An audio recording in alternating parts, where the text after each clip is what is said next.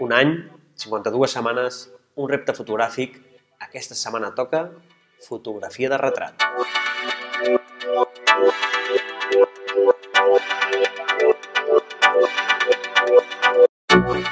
Aquesta setmana us proposo treballar una de les disciplines més importants que hi ha a la fotografia, el retrat. És el moment perfecte per agafar la vostra parella, veïns, gat, gos, el que més gràcia us faci i fer-li un bon retrat. Per fer un bon retrat ens haurem de centrar en la cara, en els ulls, en l'expressió.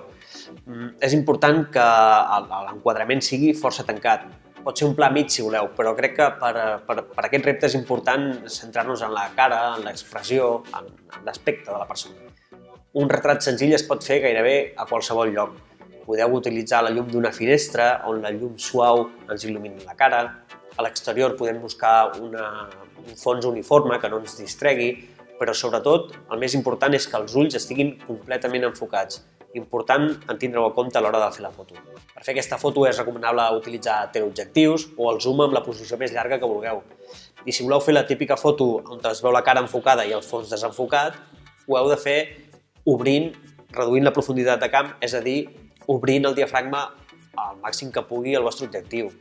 Dependrà, pot ser 5.6, f4, 2.8, 1.4... Com sempre, us deixo un parell d'articles sobre aquesta tècnica a la descripció del vídeo per si voleu ampliar informació.